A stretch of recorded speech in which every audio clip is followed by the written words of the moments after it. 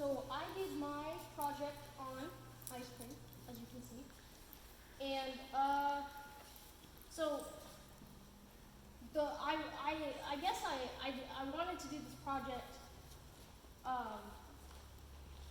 So before I wanted to do this project, I didn't know what I wanted to do for my project. And so, like Blake said, Science Buddies is a good thing, and so they told us that that was a website that we could use. And I guess I used that. I used the website.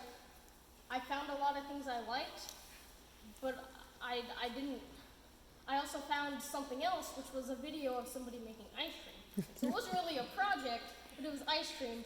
And somehow I wanted to make ice cream with liquid nitrogen, which didn't work out. So that has nothing really to do with what I have here, but yeah. So we ended up with using, because we have two ice cream mixtures that we own that are the exact same thing, which was pretty good. So we just decided to use those and just make ice cream normally.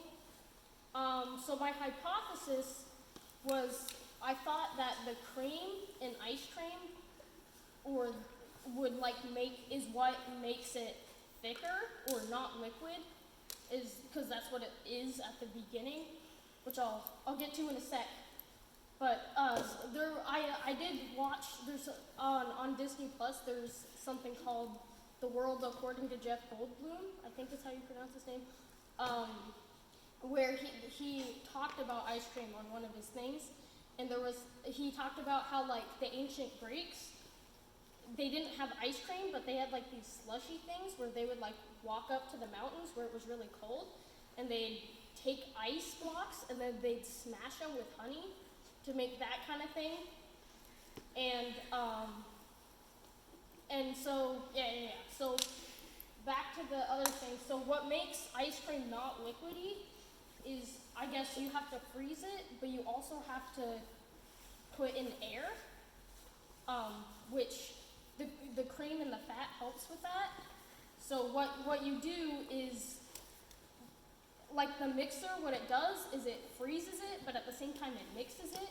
And so the paddles that are inside, they spin around and they like cut the ice cream and put air into it, and that's what makes it like thicker. And then the fat and the cream kind of like freezes the ice particles or something, so that it makes it thick along with the freezing. So my hypothesis was partly correct. It was partly correct, but it's also it's not just the fat and the cream, it's also the air is what the main thing is. So yeah, something else, I'm gonna have to look at my glasses. So there's something called overrun, which is if you measure your ice cream when it's a liquid or before you freeze it, and then you measured it after, you're gonna have more, because just like in a pancake, when you cook it, there's bubbles inside, or a donut, so it's bigger than how it was when it's just dough. And so that's kind of how ice cream works too, is you'll get more, and the amount of more, like the amount of stuff that you had after you froze it is called the overrun. So it's just you have more ice cream, kind of, because there's bubbles on the inside. But so we measured the overrun, and we were thinking that after we did all this, the paddles put more into it, and depending on how fast the paddle is going and the more time. So we had 2 batches of ice cream, and one of them had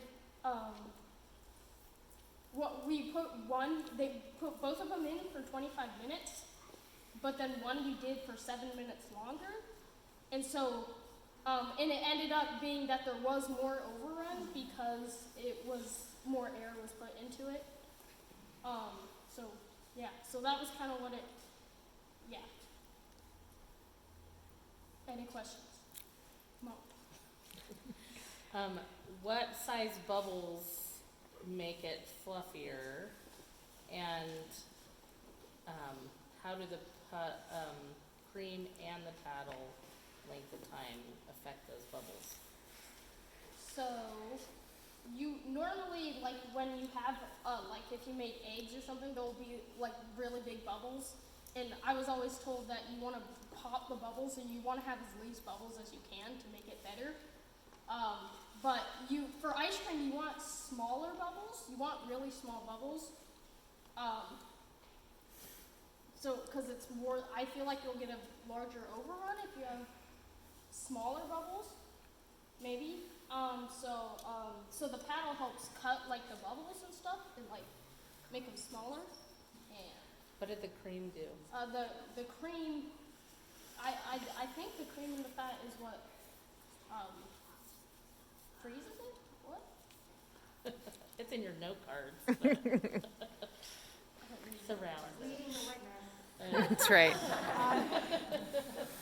What do you think, besides the fat, how does like the fat and cream help it get more thicker instead? Kind of the same question.